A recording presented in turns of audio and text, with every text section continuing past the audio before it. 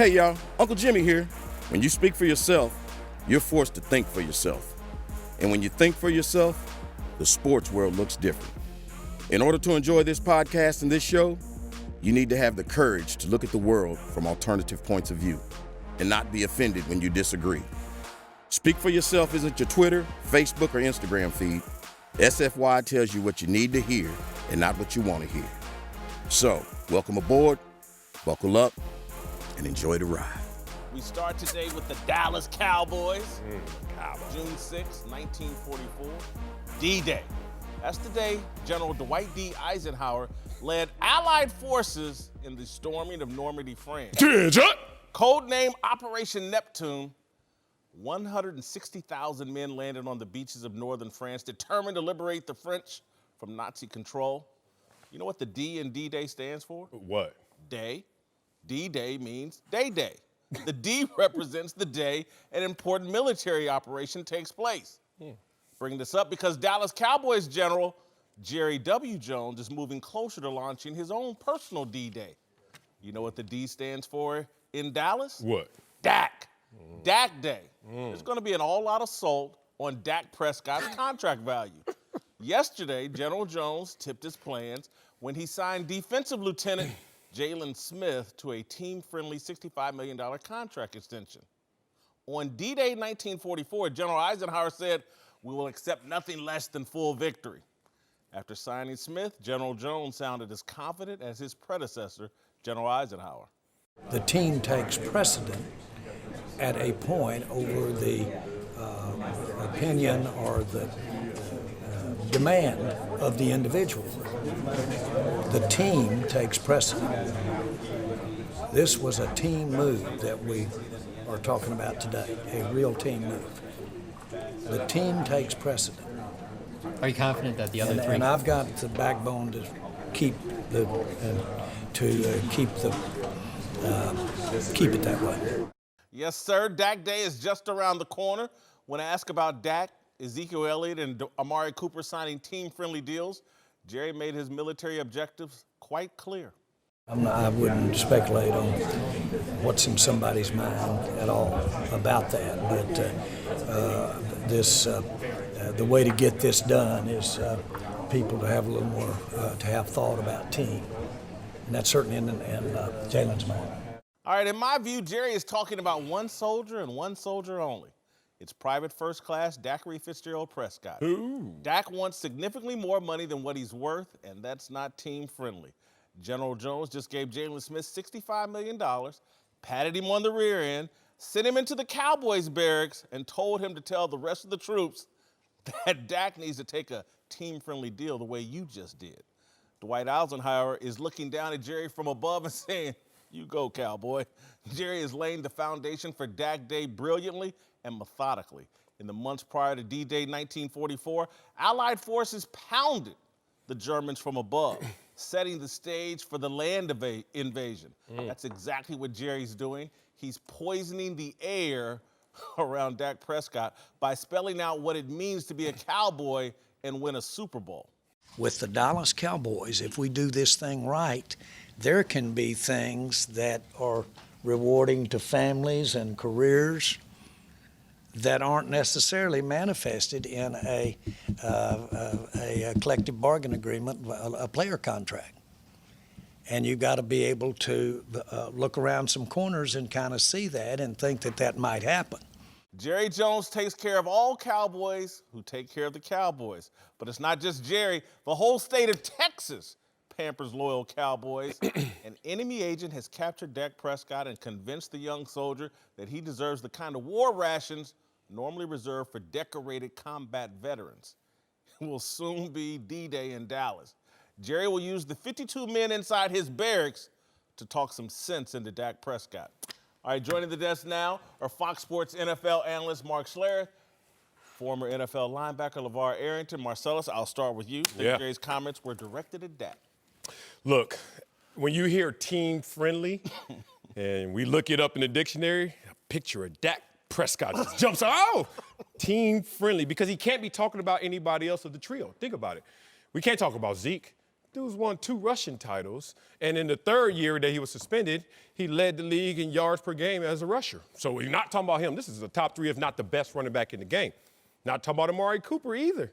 If you think about it, since he's been in the league since 2015, the numbers he put up, only 7 other guys have surpassed that, and that's Odell Beckham, Antonio Brown, Brandon Cooks, Amari Cooper, Mike Evans, Larry Fitzgerald, DeAndre Hopkins, Julio Jones. Damn, that's a list. So you're not talking about Amari. Who's left? Dak, Fitzgerald, Prescott. And the problem with Dak right now is Jerry warned you. Jerry warned you, and I told you. I tried to highlight it. The media just did a speed through Jerry's comments last week, as I quote, would it be better if we can get one of the players done that none of you guys are talking about? The answer is yes. What may surprise you is we may come up with that, the one you haven't been asking about. He said that last week. And basically now the kids have come into the house and realized, ain't enough pie left. And you pouting. You better run to that table because Jerry is not going back to the store to get some more pie. He's trying to set a tone. Did you see how he looked right there in that press conference? And as he was saying, this is more than money. This is bigger. This is the star. He looked at Jalen Smith. Jalen Smith just looked at him like, you got me, man. You got me. I'm in. I'm team friendly. So Dak, shots fired, man. If you don't get to that table, ain't going to be no pie left. Listen, he is talking to Dak. But I think he also is directing it towards Ezekiel because he wants him back on that team. You want to have your team in line and ready to go the closer you get to the season. You want to be able to challenge and be competitive. You want to win your division. You want to be able to win a Super Bowl. He's trying to set a tone as an owner, but I think you also got to take into consideration that he's trying to basically convince them that this isn't about business. This is about loyalty. And I got to be honest with you. Coming from me, bump loyalty. All right? Bump it. Bump it. All right? You didn't play for the Cowboys or Jerry Jones. I did. Bump, bump, bump. It wasn't long enough to really feel the loyalty. I couldn't finish the word out. But when it all comes down, when it comes back to it and it comes down to it, they'll dump him as quickly as they signed him. So if he feels as though that's his value, then hold steady to what you think your value is. I think it is a very difficult situation for Jerry Jones to be in, and him coming out with a tough posture in this is very.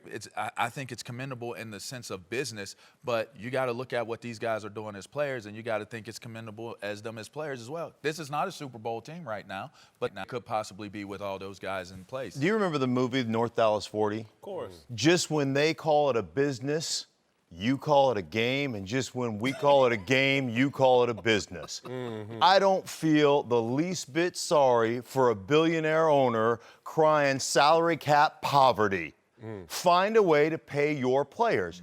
Don't pressure Dak Prescott in the media being like, oh, if you don't sign, there ain't going to be no pie left. Well, guess what? Ain't plenty of pie out there with 32 teams, and guess what? About 18 of them need a damn quarterback. So I'll hit free agency. There's plenty of pie for me. You're either going to have to franchise tag me or I'm going to get mine. So I'll play this thing out. For Dak Prescott, I just don't feel sorry for owners at all. You got offensive linemen, $15.5 million, $14 million, $13 million, $12 million, $10 million. You can renegotiate a bunch of contracts and find a way to pay all your players, but you're going to play it out in public, play it out in the media. Oh, woe is me. I've got a gazillion-dollar stadium. I've got a gazillion-dollar facility. I've got hotels on it, and I sell tickets to come watch us freaking practice.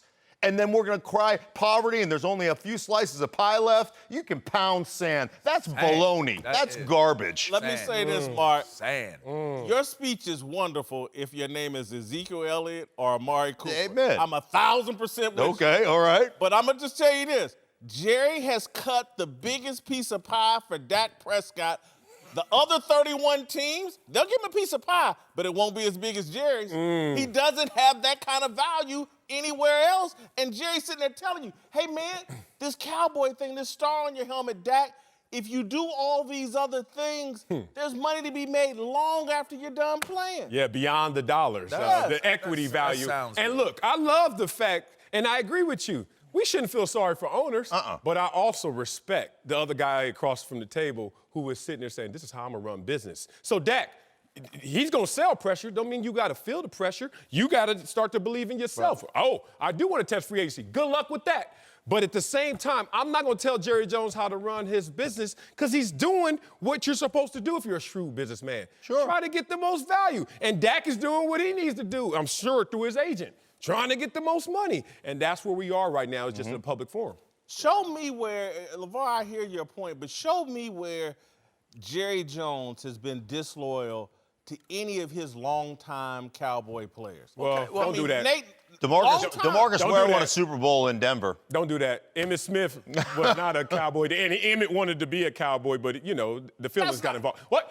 How many years was that, Jimmy man? Johnson works here. You know how he got here? Wow. I'm just look. I love Jerry Jones. He cut Marcellus. Oh, no, don't do that. But the point is, Jerry's Nate been Newton there. went to jail, and Jerry's still standing with him. I'm going to court with Michael Irvin. Zeke's been an idiot his whole career. Jerry stood by him. Yeah. Jerry takes care of his guy. Yeah. Where Dez go? What? Dez, you asked for Dez examples. can't be one-on-one. You can't. You asked for Marcellus. examples. I give you some. My bad. It's not about where has Jerry not been loyal to his players, more so than it is about the loyalty of what your job represents. So when I made that comment, when I say it, it doesn't have to be based upon who he's been loyal to in the past versus where he is currently at right now.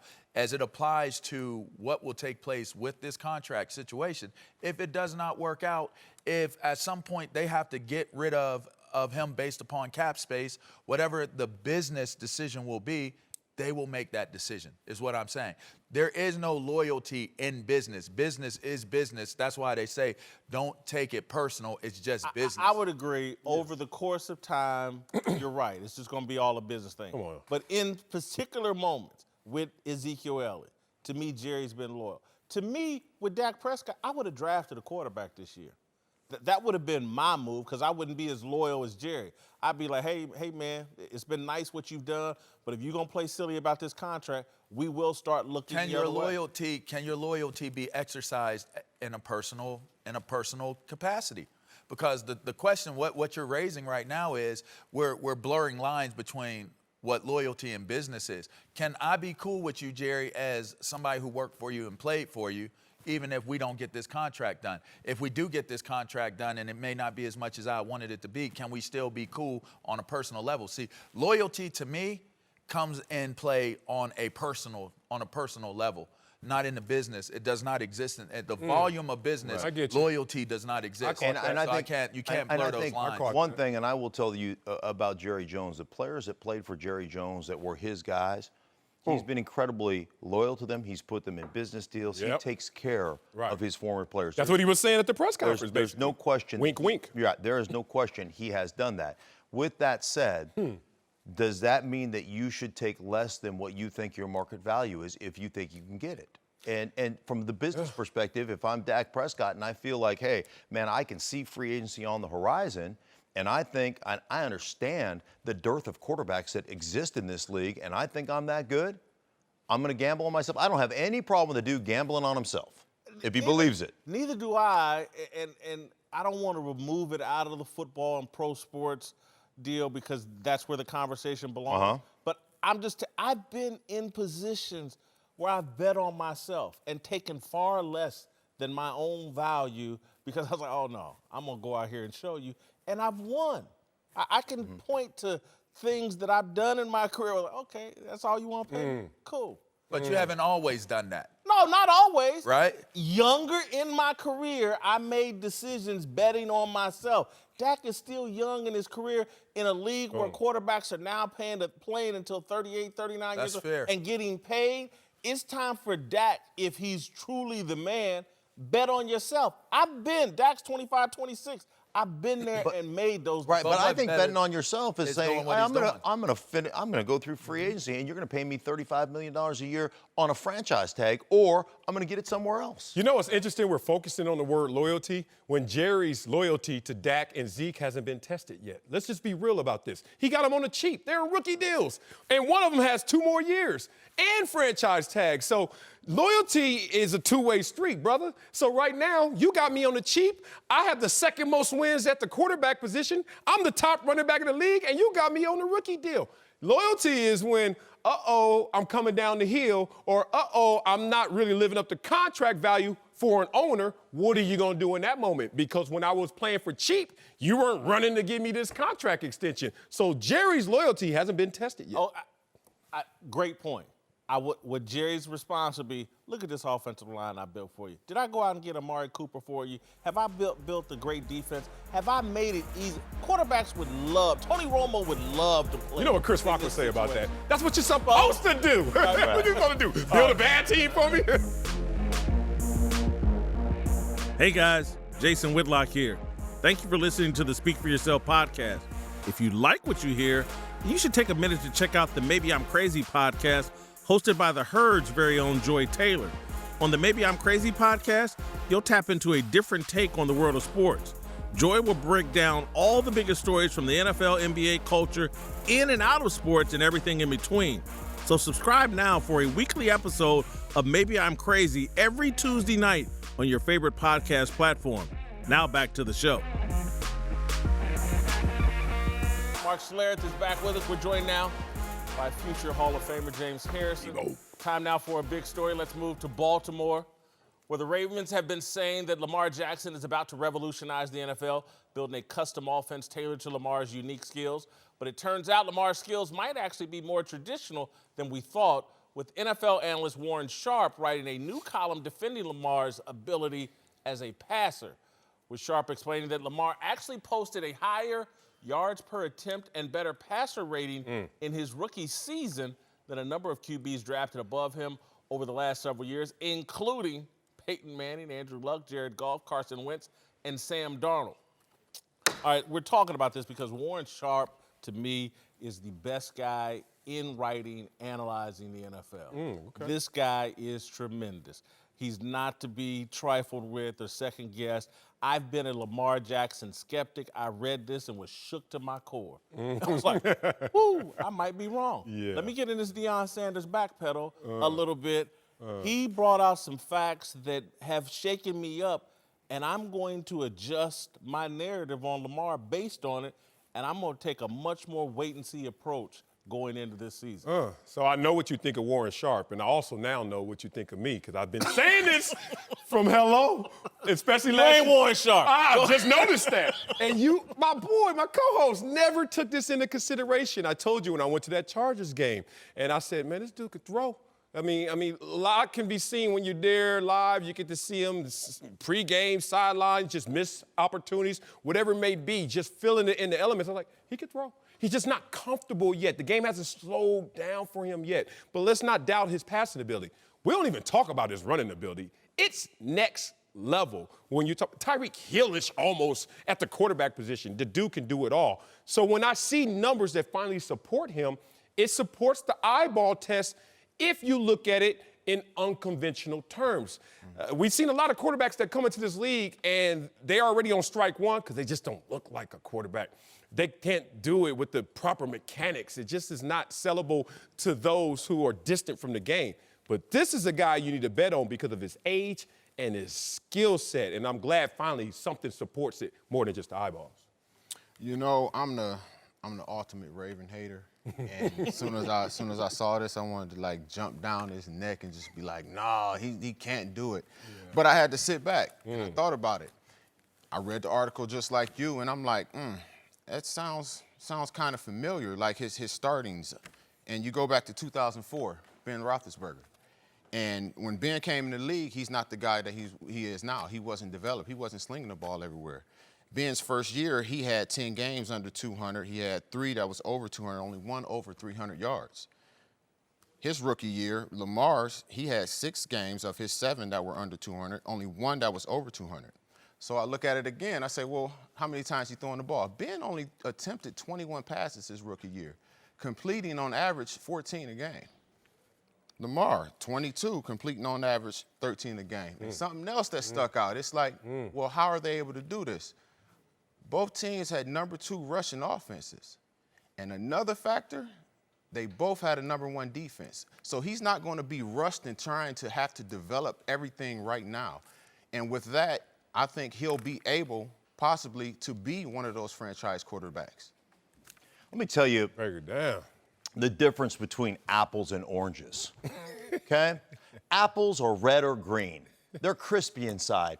Oranges are orange, henceforth the name. They have slices, right? They serve oranges at halftime during Pop Warner games. Yeah. They don't serve apples. You're comparing offenses from a traditional standpoint to a collegiate offense that he operated in. Can he throw to a wide open slant receiver that's the only read in his route? Absolutely. But when he came into a situation where he had to operate from the pocket, he was woefully inadequate. Does that mean he can't get better? No, it doesn't matter. It means that he can't get better. But I guarantee you one thing, in the offense that they ran last year, this collegiate style of offense, he will not survive. At 212 pounds, he will eventually, listen, right now you go into a situation where you've got so many keys, it's so awkward, it's so different for you as a defensive player that, you know what, you're playing on your heels. Just like when they first introduced Wildcat into the offense in the National Football League in 2007 or 8, when the Miami Dolphins ran it down the New England Patriots' throats, and everybody put in Wildcat, right? And nobody could defend it. You know how many Wildcat teams there are now? The Saints are the only one that consistently run a little bit of it because they've got that quarterback that's a freak show, all right? That backup quarterback. But the bottom line is defenses will adjust. And eventually, you know what you'll say? Hey, you know what, James, we're going to give up the 13-yard flip. What I want you to do is I want you to give him a mouthful of Idell and knock him out of the game. Right? When he comes down there, that's exactly what happens. That's how we talk. And you will not survive the way you're currently constructed as an offense. So you're comparing this article. I read this article. I laughed. This article is comparing apples to oranges. They're completely different offenses. That's what you're comparing. Mark, I hear you. Okay. You just said everything that I believed going into this article. but what I'm saying, what I thought Warren Sharp did a great job of is saying, hey, man, there's a path for him to adjust and for them to run a legitimate NFL offense. Right. Don't give up on this guy as a passer. There are some indicators here that say there will be some growth here. You think about this. Think about this. In 2004, when Ben was doing his thing, when he had his biggest plays was scrambles. Why? Because the defense broke down. You no longer had to read it. You hit the open man. So he's in his rookie year. He can't read all these complicated defenses now. I call that a sight thrower. When things break down, you move around. Now I'm a sight thrower. I'm not anticipatory. I'm not throwing a route combination. I'm just looking at my guy and going, oh, he's open. Bam. Can you do that? Yeah. Is there a pathway? Absolutely. Will you survive health-wise? See, that's my biggest issue. I mean, we've got Cam Newton, who's the biggest, I mean, he's the freak show of all freak shows when it comes to 6'5", 240. At 29 years old, man, like he had shoulder surgery. He missed the last 2 games of last year. He was broken. Like he was, I mean, I did the game late. He's broken. He's one of the biggest men. I mean, he is a genetic, tight end playing genetic freak show. If he breaks down, now it took a while. I just get concerned about that style. Can you get to the point where he's a legitimate NFL drop back guy reading out things? Because that takes time I don't care who you are. That takes time. It's complicated. One, the correlation between size and fragility is not direct. Like Warwick Dunn was out there every year giving his business, and good luck catching that gnat and getting a square hit on him. I think there's faulty premises here. One is the forecast. A lot of what you're based on is the negative forecast that he's going to get hurt doing this. We don't know that. Chances are you're right if you want to play the percentages. But 2, let's not look at how when he had to sit in the pocket and play against the Chargers twice in 3 weeks. The Chargers first time, they were like, what is this? Second time, they put out 11 DBs. Yeah. And, I mean, no defense ever looked like that. Right. And he's a rookie in the playoffs for the first time. That's an anomaly. I think there's room to grow because he's actually starting at a place that people don't even give him credit for. There's no question. I'm not saying there's not room to grow. I'm just saying, will you get there? Oh, yeah. Will you get there? But to compare his numbers straight up to the other numbers when you're comparing 2 different offenses, I don't think that's fair. That's a great point. Mark Schlereth and James Harrison are back. Let's move to Cleveland, where the Browns' noisy preseason continues. This week, Baker Mayfield did some more talking, sitting for a GQ interview where he called out Giants rookie quarterback Daniel Jones. But head coach Freddie Kitchens brushed aside any concerns that Baker's big mouth was putting a bullseye on the team. We don't care. All right, it's already on there, so it doesn't matter. We'll be ready to play. I don't know what a bullseye is. I don't know what that is. Does anybody know? Does anybody know what a bullseye is? If they're not trying to beat our ass and we're not trying to beat their ass, I don't know what else you do. Because that's what we're going to try to do. Hopefully they try to do the same. He knows what a bullseye is. It's added unnecessary pressure on your own self, and it's teams not like, oh, okay, we're not taking, this isn't a bye week. We're not going to overlook these guys. I don't buy that he doesn't know what a bullseye is, but I do think he's handling it the right way. He can't control it, so he's got to embrace it. Yeah, I mean, he's okay with this. Look, first-year head coach, you obviously wish you had a soft launch party, like, hey, y'all, keep the expectations kind of low. Let's build this thing up. But with these personalities in that locker room on this team, it's a block party, and they bring in all the party favors. So he's like, hey, I got to coach with what I'm given. And in that respect, I think he goes back to how he learned the game from under like a Bill Parcells, who I played for. And Bill Parcells didn't give a damn what kind of personality you had. I mean, think about it from LT on down. As long as that game was right, you could do whatever you wanted. And that's how it goes. So I think you're hearing that from him. He's like, everyone I play and everyone I coach against is going to be fully motivated. What's this extra stuff that you keep talking about? I know a lot of times we say it in the media, extra motivation, but I just don't buy into that, and I don't think Freddie does. He's like, this dude's trying to eat off me every time I get out on the field, so I got to go kill. Well, I believe, like you said, he likes it. He's buying into it. He's okay with it. But for me personally, that is a bullseye. I'm thinking a little bit more about you that week leading up to that game. And if I got to go out of my way, miss an assignment to smack you, I know what you're talking about. If I get that chance, then I'm going to do it. But that's coming back to haunt you. But listen. That's coming back to get you. But I'm not gonna say it out there. I'm not gonna say, oh, I'm looking for. I'm like, oh no, everyone's going out there. You're trying to beat me up. I'm trying to beat you up. Right. It's nothing personal. We're just going. But if you go out there and you say something like this, then I'm gonna have a little. You've never heard me say, oh no, whatever he said didn't matter. In the back of my head, all week, I'm thinking about if I can put him to sleep. Yeah, but let me push back. You don't think there's a coordinator upstairs saying, oh, he just knocked our quarterback. Is he okay? Okay, Harrison, he doesn't have contain. Watch that. Because you're sending messages, but you're not sending your responsibility. One time. I'm not going to go out my way. Okay. I'm going to get that one time. You see how Troy jumps over the line? Troy got deep third, but that one time he jumped over the line, he made that tackle. Deep third didn't matter. Yeah. That's what I'm going to do to him. Hey, it worked for you. I get it. I'm telling you, I'm a big believer in the bullseye stuff, where I'm a big believer in it, and you know exactly what it is. Like, you think about the rivalry you were involved in. Pittsburgh-Baltimore was must-see TV. Yeah. Of course. I mean, you stand close enough, you might come away with a bloody nose next to the TV set. Like, that's how physical those games were. You can't tell me those games didn't carry a little bit more weight. Here's where bullseye comes in, because when the ball's kicked off, you don't think about what somebody said or whatever. You're at trying to execute your responsibilities and all those things. Where it really comes into play is people get motivated to play you. So the 4 or 5 guys that maybe aren't necessarily the best professionals on your football team, those 4 or 5 guys are more dialed in during the week, because there's something special about this week. There's something special right now going on about playing the Browns. They're the most talented team. They're getting, all the Super Bowl accolades. They're getting this, that, and the other. I guarantee you, the Pittsburgh Steelers, the Baltimore Ravens, I don't know about Cincinnati, because Cincinnati's Cincinnati, but I'm telling you, there is extra motivation to dot your I's, cross your T's, and beat down the Cleveland Browns. When we used to play them is do not give them any bulletin board material to put up. The first thing you say that was ill of anybody, that was the first thing we saw in that team meeting on the big screen. So-and-so said this right here. Sure. I'm going to tell you the other thing where it could affect the Cleveland Browns. And it's not about a bullseye, it's a boomerang effect.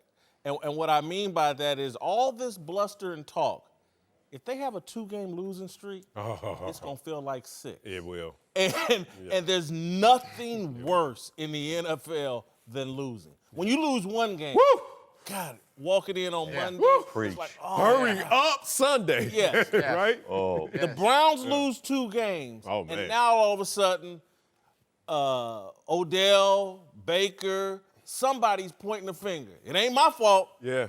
This defense, they ain't doing this or that.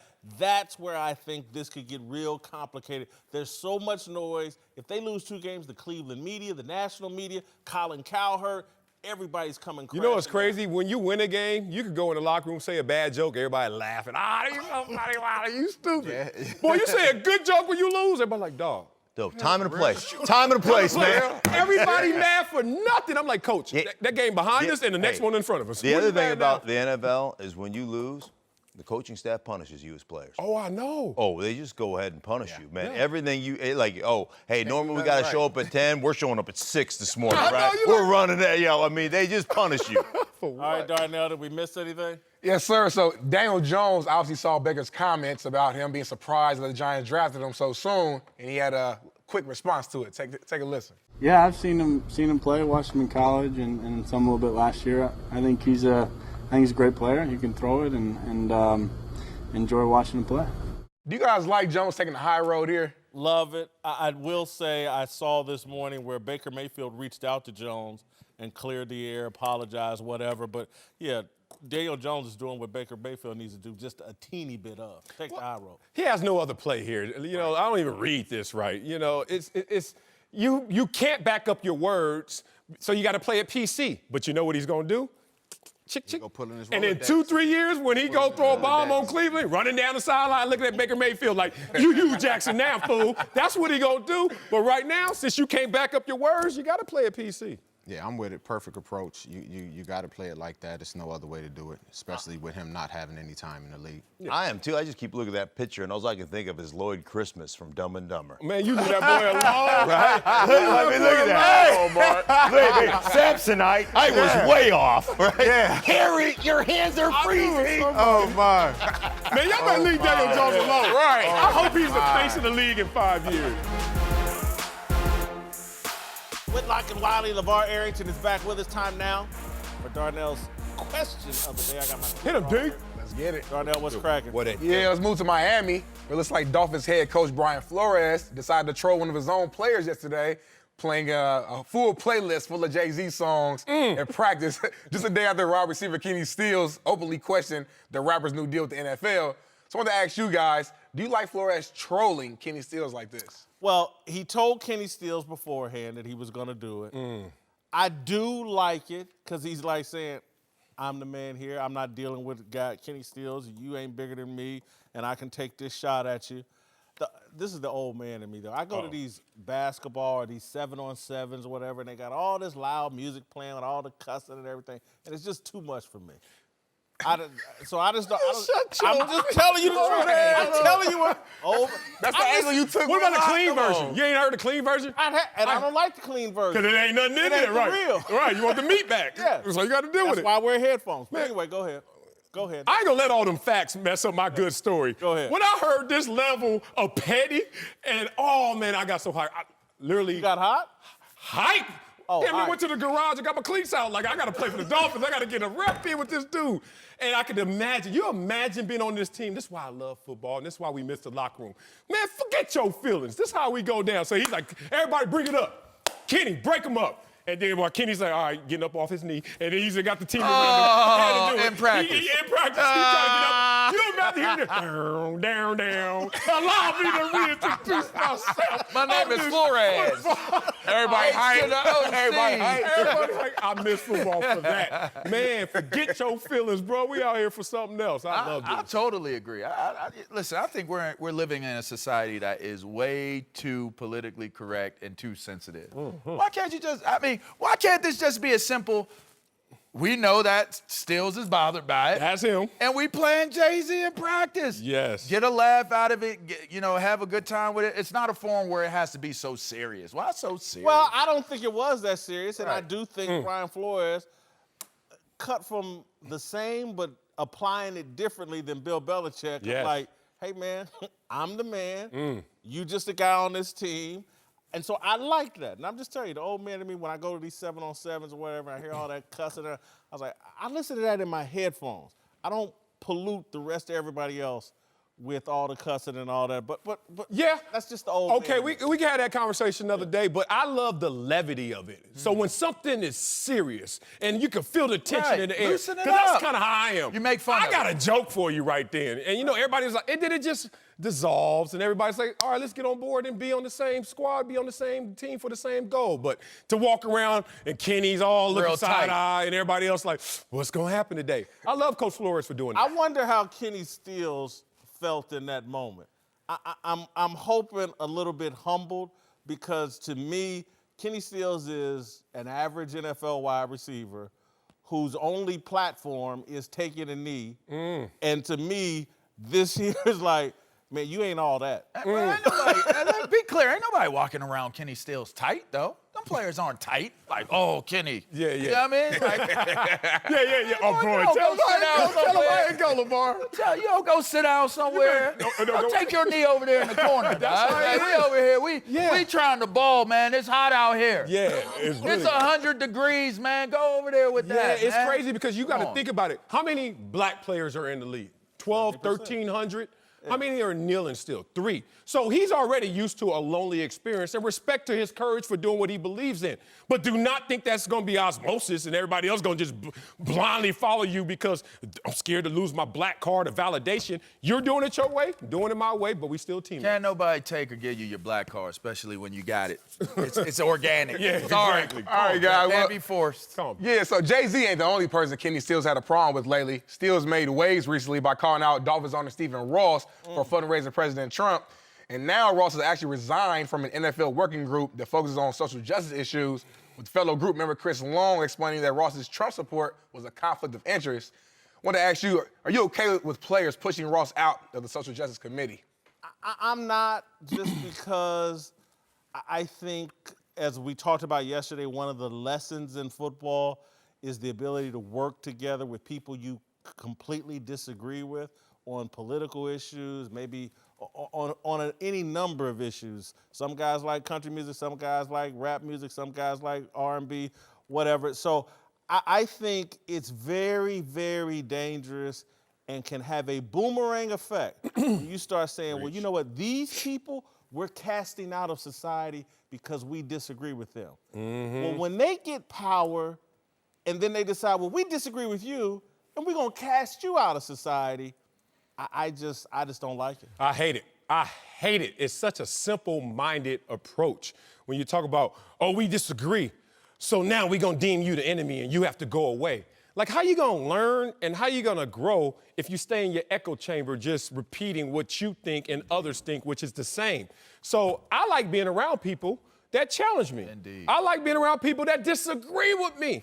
I don't like a monolithic existence. I don't like when, oh, we have to move as one, especially in our culture. You know, everybody got to get into one line, one soul tray line to show that you black.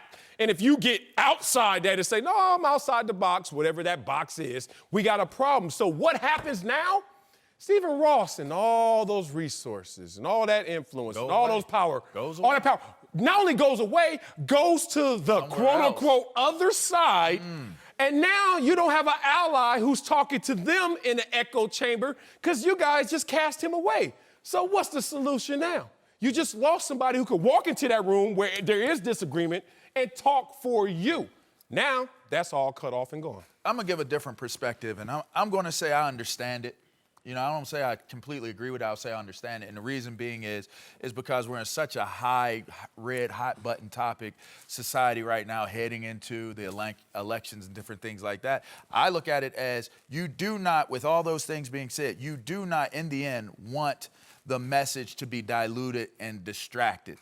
And I think what all this Jay-Z stuff, the Kaepernick stuff, the Steele stuff, this currently right now, if we're talking about social justice and we have a committee for that, if something is going to distract from what the ultimate goal is, then remove it for now.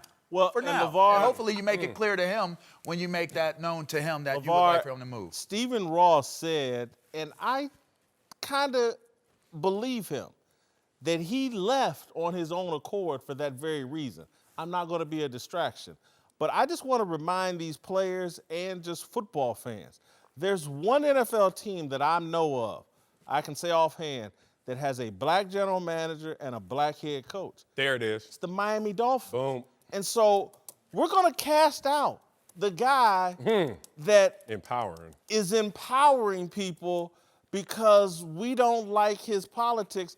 It's a mistake. And again, when you have the right message, when you are really confident in your position, you're not afraid of people that disagree with you. Hell no. That's an opportunity to reach them and convince them of your argument. Exactly, because we know that the solution is nuanced, and therefore it needs to be layered in discussion so we can all grow from us exchanging ideas. This whole mindset of cancel culture, I disagree with you, cancel them. I disagree with what you say, get away from me.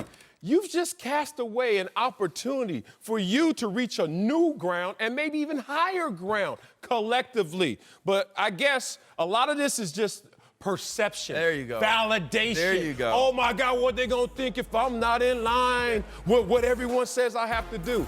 If you, like you said, if you're really authentic, if you're really from it, you just laugh at that because you can't take it away. James Harrison and LeVar Arrington are back. Let's move to the Raiders, who finally have Antonio Brown back in practice after yet another week of helmet drama. But last night's episode of Hard Knocks gave an inside look at how the team handled the AB saga this past week, and John Gruden actually had a surprising message for his favorite wide receiver. I know you got a lot of people in your ear because you're like a corporation that's kind of gone global. Yeah. But at the end of the day, let's keep this simple. Yep. You know what I mean? Football comes first. Absolutely. Everything else way behind it. You know what I'm saying? Absolutely. Let's because you handle all that seamlessly, beautiful.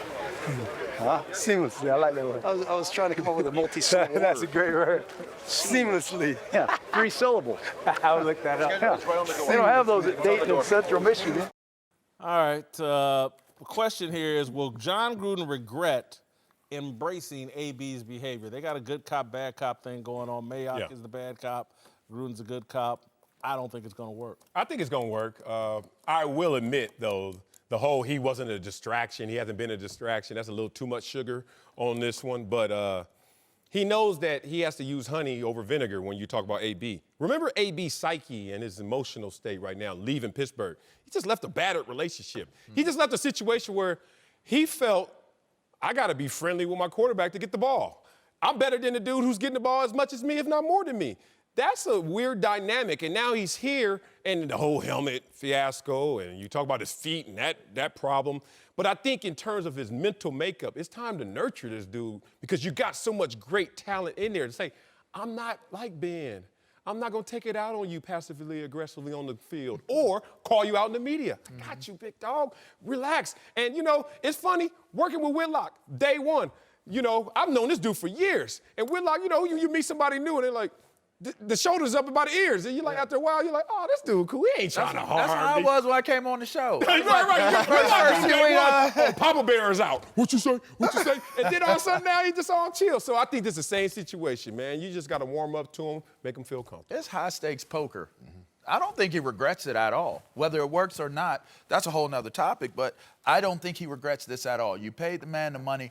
It seems as though he has a personal relationship and rapport with AB, and I don't think he regrets it. I don't think he regrets it at all for the simple fact that if his relationship, put it to you like this, the way Gruden is handling the situation, I think is perfect for putting the onus on AB to have to actually get out there on that field and perform. There it is. Yeah, I don't think he'll regret it because, you know, he like you said, he's doing everything, saying everything that, you know, is everything's cordial, it's great, it's, you know, it's the honeymoon phase. And, you know, it's the thing that he said at the end. He said, you got a lot of people in your ear, you know, keep it simple. I think he's telling him, like, hey, I'm the one that's going to be here for you. Listen to me, trust me. And at the same time, he's subliminally saying to other people who are in his ear, letting you know, I know you're watching Hard Knocks. Get out his ear.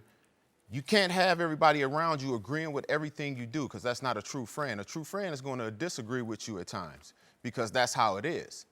You can't have a bunch of yes men around you. Listen to me. And for those guys that are out there in his ear, I know you're in his ear, but I'm coming over here and I'm in his ear too. So right now, whoever done made a phone call last night or this morning talking about what do you mean by that? That's that hit dog that's hollering the loudest. That's okay. Boom. Can I throw one more thing out there? Go ahead. There's no such thing as I'll say this. Some of the most impressive, high-functioning, successful teams in the history of the National Football League and probably in other sports were successfully dysfunctionally functional.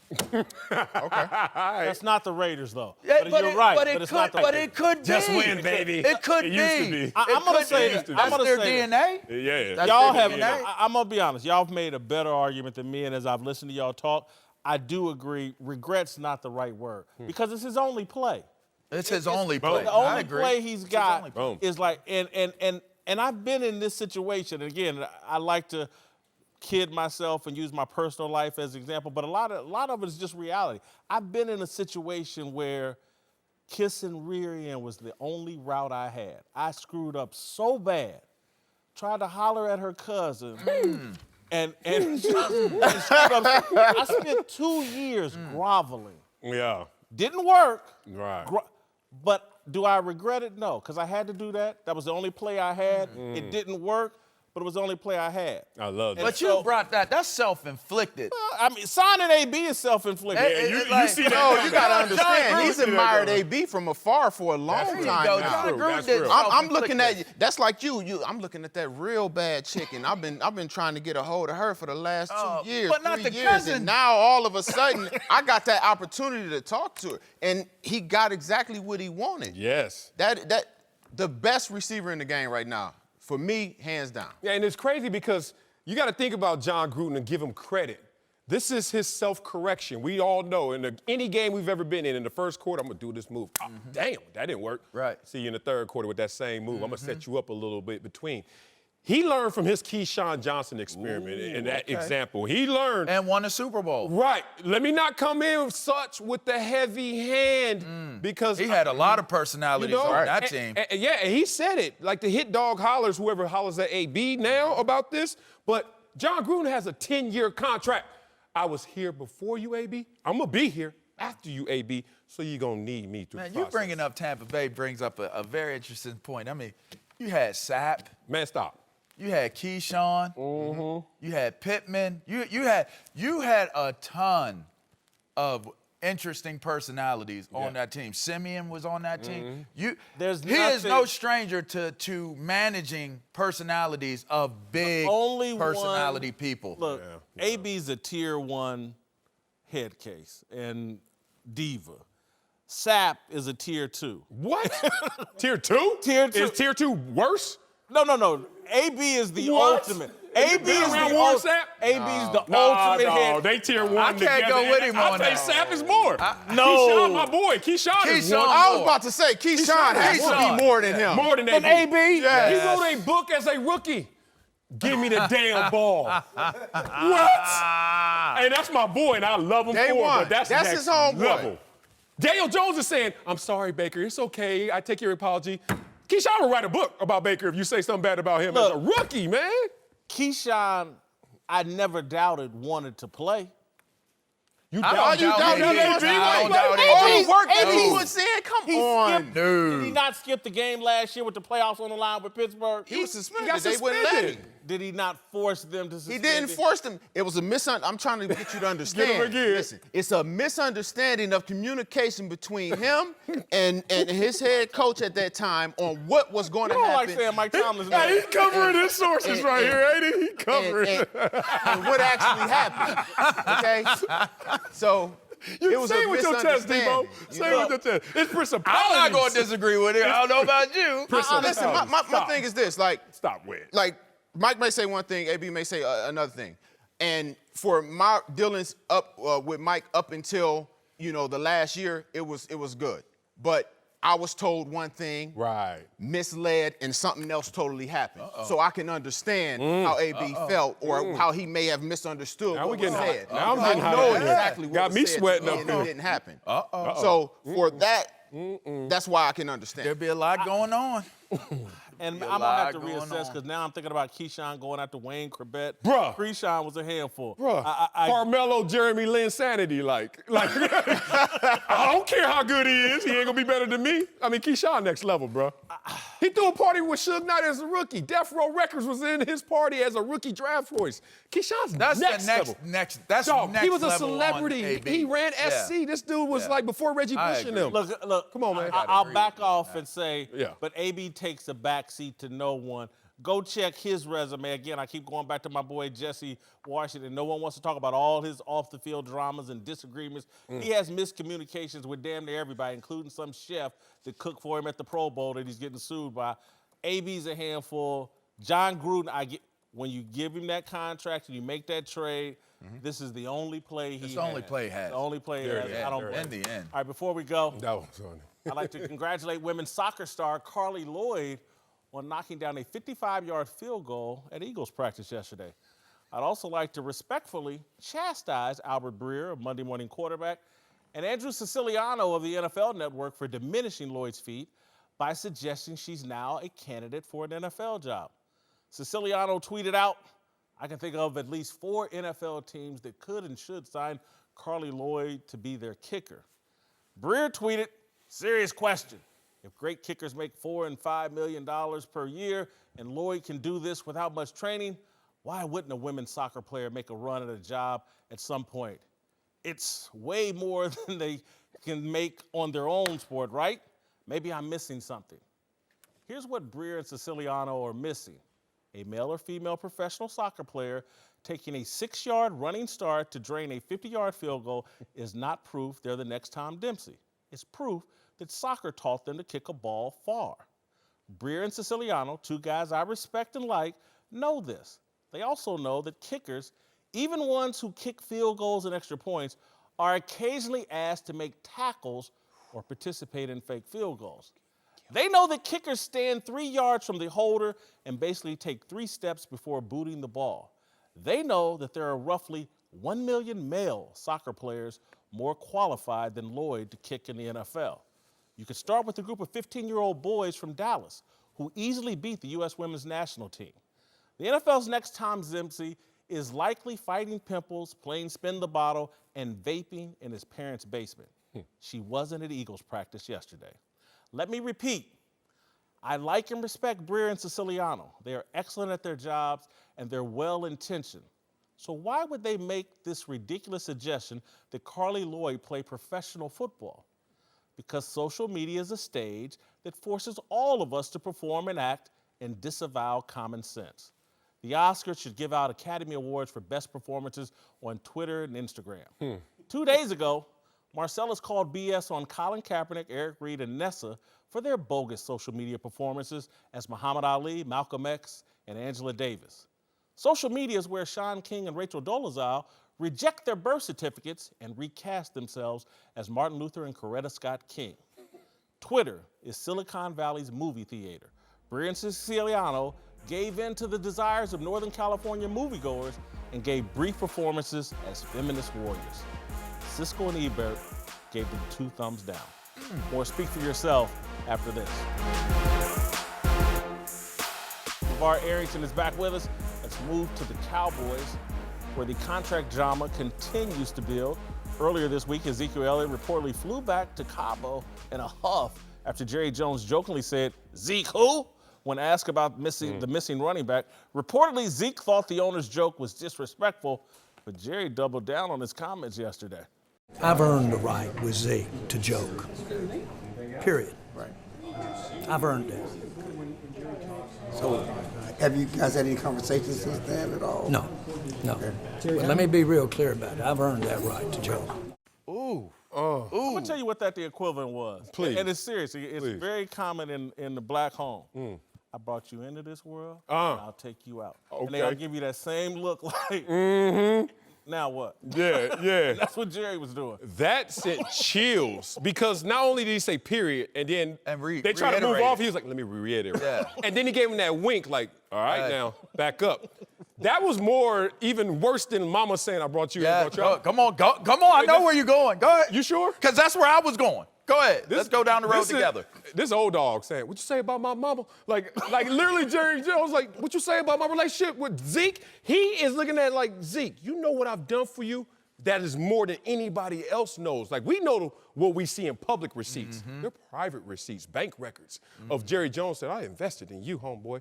And now y'all, media, want to make smoke of this? I'm not allowing this, because there was a good cop, bad cop relationship this entire offseason and this entire training camp. And as a parent, I understand that when you have multiple kids, you start to realize a couple of things. Like, we're going to play good cop, bad cop on all of them until we figure out one of them need 2 bad cops. Like, he ain't listening for nothing. 2 bad cops on him. Zeke, you in a bad place with Jerry. You're gonna love this one. You said, "OG, let's go down. Let's do this again," right? You remember the movie Baby Boy, right? When the OG came in. Don't do that.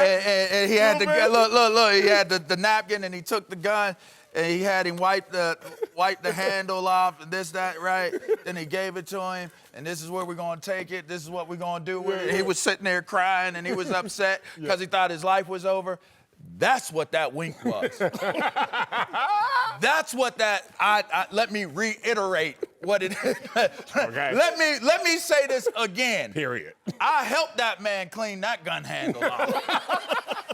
You gotta. All right. That's that.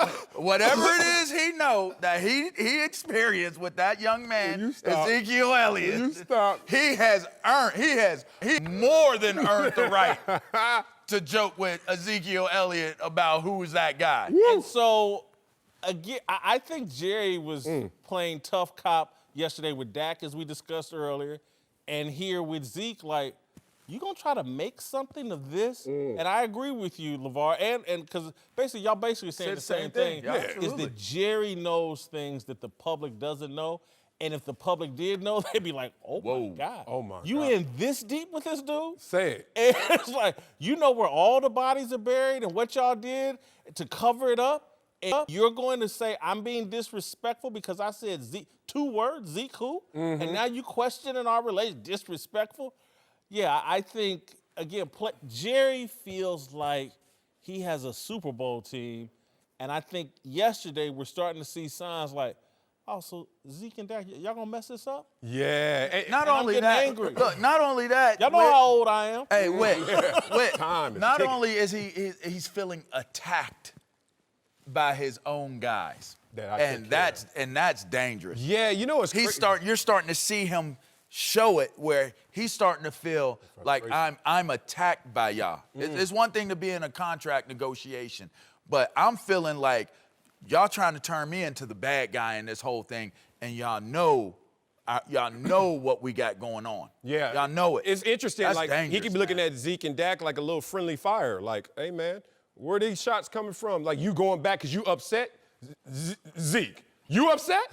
Oh, okay, because you know we've all done something that crossed the line, stepped in it, and you don't get caught every time you cross the line. Like, in my career, everything I did that was like, ooh. Like, if you ran the top 10 lowlights of your life, how many are of public record?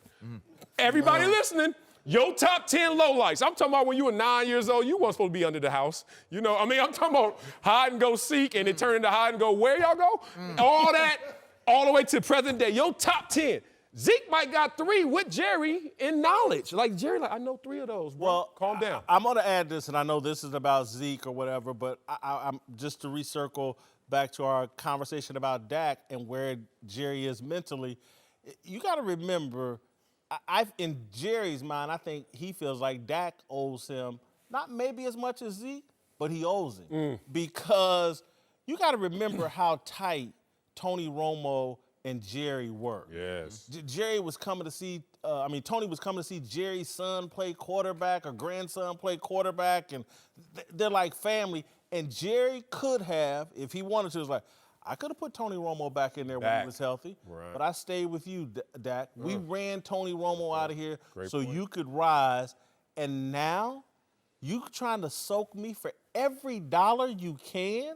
Yeah. Every dollar, I can't get a couple of them dollars back? Yeah, because look, it's human capital. Like, I always been through this with any relationship, whether it's family, people I was dating. No one was making the money I was making. But I said, contribute in the ways you can.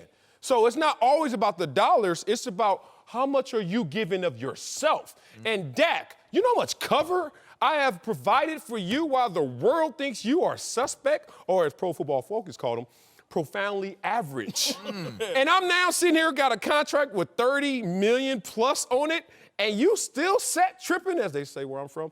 Oh, dog, I know Jerry he upset right now. He's an older guy now. He's getting up there in age. And one thing that happens when you get up there in age, you start seeing your own mortality, you start looking at things a little bit more, you start getting a little sensitive. That was sensitivity right there. That was sensitivity. Like, you want to play it off, you want to wink and say, you know, he's feeling attacked. And he feels as though it's coming from those two. Well, that ain't, I don't know how good that is. I also think Jerry's philosophy in running his team that he wants validated, because you got to remember, everybody credits the first 3 Super Bowls to Jimmy Johnson. Yep. And so Jerry wants Jerry's like, look what I've done in the draft. We've assembled the most talent in the NFL.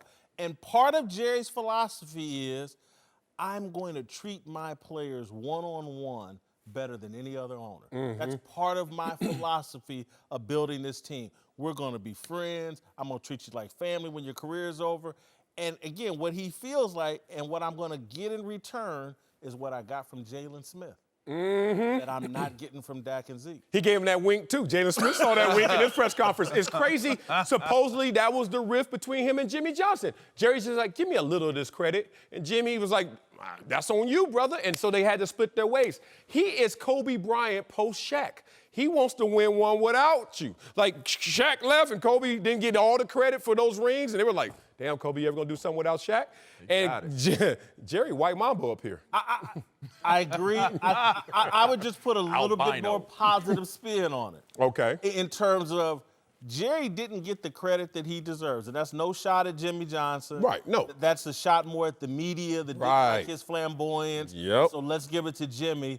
But Jerry hasn't, even though he's in the Hall of Fame, he hasn't gotten his proper due as a football mind, and he wants it. Everybody gives him credit on the business side. But this dude, I played at Arkansas too. I know a little bit about football. I'm an executive that knows football. He wants some credit. Uncle Jimmy's still in Cabo with the blue M&Ms. Oh, man. All right, so let's get to our highlight from our discussion earlier about Jerry Jones. Will soon be D-Day in Dallas. Jerry will use the 52 men inside his barracks to talk some sense into Dak Prescott. When you hear team friendly, and we look it up in the dictionary, a picture of Dak Prescott just jumps out. Oh, team friendly, because he can't be talking about anybody else of the trio. Think about it. All right, Marcellus. I'm listening. Think Jerry likes all of this drama around these contracts? You think he likes the attention? No. And I'm talking about right now in the present, no. Because when something happens is as important as what is happening. I love tacos and I love ice cream sundaes, but not for breakfast. You know what I mean? Like, I want them at the proper time. Yeah, you look at me, you're like, you do? Yeah, then I do yoga. So the point of it is when do you get what you want, not just what you're getting, which is attention that obviously Jerry Jones loves. I agree with you. When we're on the other side of these contract negotiations, if they end successfully, Jerry's gonna look back, man, what a great summer. Yes. We were the center of attention all summer. Right. There was a lot of focus on me. I delivered. We got these guys signed, and now we're gonna go on this, what he believes to be a Super Bowl run. Right now, based on what we saw yesterday, he's frustrated and bothered. Yeah, he's like, the fuse is shorter. You can just tell right now because he's wanting to go out there and correct narratives. He wants to make sure everyone is understanding his seriousness in this moment. His tone is changing. A lot more winks, a lot more let's talk bigger than football. Y'all better get this picture and understood. I don't think, because you always anticipate worst case scenario, I don't think Jerry anticipated getting here to, what is it, August 22nd? Yeah. And none of the three guys were signed. I don't think he anticipated that, so I think he's frustrated right now. All right, let's get to our approval ratings for Jerry. I still have the big man at GOAT status, although I dropped for the very reasons I said. Job performance, I docked Jerry 3 points. 1 point for each one of the big three on offense that's unsigned. Yeah. Keeping the same at all-time greatness, same in character. Dropped him 2 points a little bit in authenticity because I think he needs to tell the truth about Dak. Dak wants too much money. Yeah, you know what? I did this individually, and then when I saw the number wasn't GOAT status, I was upset because I think Jerry's a GOAT. But right now in this moment, none of the trio is signed. Job performance has to drop. Authenticity, one day you're the good cop, one day you're the bad cop. Which one really are you, Jerry? So I had to drop you to All-Star. Am I reading that right? He's GOAT status? Yes, you did. On our Twitter poll, they agree with me as well. The public agrees with me. Yeah. Jerry's still a GOAT. You need laces. Jimmy, if you're watching, I hope you're having a good time in Cabo.